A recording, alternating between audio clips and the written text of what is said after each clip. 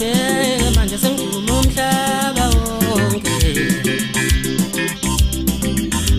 baba babetha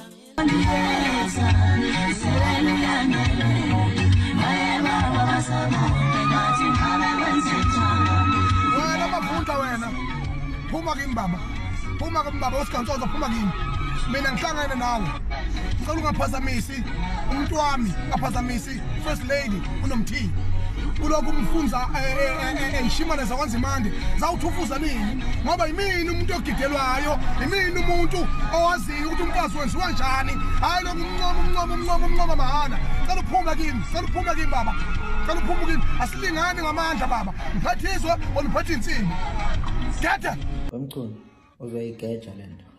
uzoyibamba la engalele khona inhloso yami khona umuntu omkhuluma ngiphendulana nawe mina angeke ngize ngikhuluma nje ngiphendulane nawe sebekuyeke kakhulu abantu ugcaneka ukuphuphuteka ushona le nale iyodwa into eyenza ukuthi mina ngize ngibhalela ingenxa ukuthi ifoni yakho ayikho yathathwa amaphoyisa ngakho njalo lokhu ukuphapha kwakho angizukuyeka mfana wami mina iyodwa into engifuna ukutshela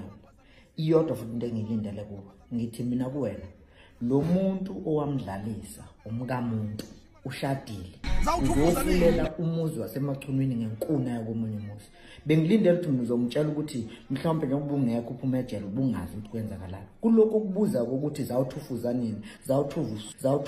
zawuthufuza usejele ushadile lo muntu esikhuluma ngayo ngizwa singalokhu sikhuluma siphendulana la unikeza izinsuku ezintathu kuphela ukuthi uyoxolisa kuNzimande uma ungaxolisanga kuNzimande ngomkakhe zizokhala kuwena uyangizwa ukuthi ngithini majongo kwantamisho nithwele kanzima kanjena kulentweni yokuthabela man thabela phambi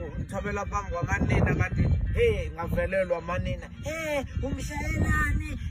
yini ngempela yini hawu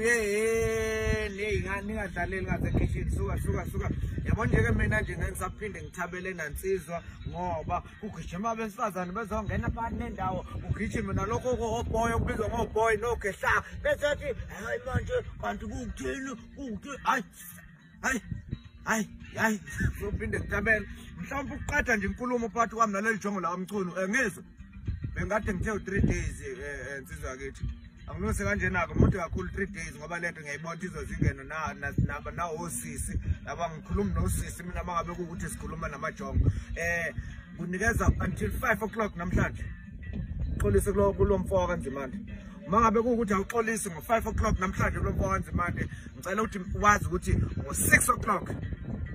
ngo6 o'clock ngikwazi ukushiba